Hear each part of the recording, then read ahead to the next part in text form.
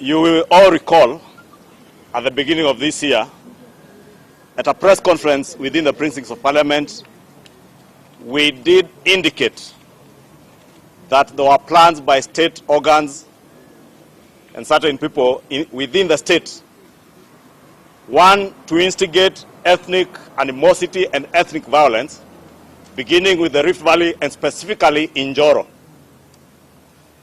And we indicated that there were plans to recruit people to go and instigate that violence.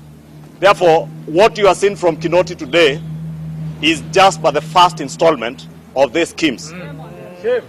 The second thing we indicated at the beginning of the year, if you remember, and you can go back to your archives and look at our presser, I think sometime in February this year, we indicated besides instigating ethnic animosity and violence in the Rift Valley, they had plans and schemes to assassinate political leaders through staged accidents and poisoning. And therefore, I want to ask Kinoti, and you will recall soon after, I think within the month of May, they delivered poisoned food, which is a crime against humanity, to the people of Kikuyu. I did record a statement and provide evidence that that scheme was orchestrated, planned, and executed by officers from DCI. To date, Kinoti has not investigated that matter and brought the people to book. We just want to tell Kenyans and the world that this is just but the first installment. But also tell Mr. Kinoti that should any installment of violence happen anywhere in this country, it is him and his masters who shall be held to account.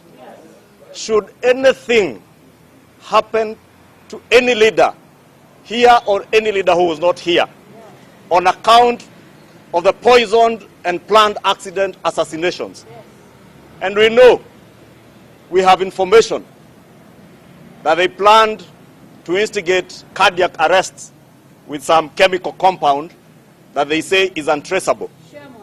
You will remember the Lamada incident on the planned assassination of the deputy president. Where are you, Kinoti, in terms of investigations towards the Lamada assassination claims? Because they were there, and we want to tell the world that assassination of political leaders is probably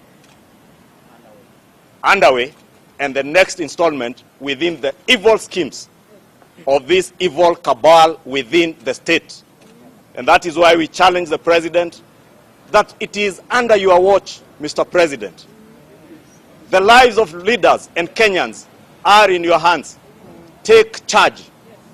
Take charge against this evil cabal within your government, Mr. President, and save this country from going to the doldrums.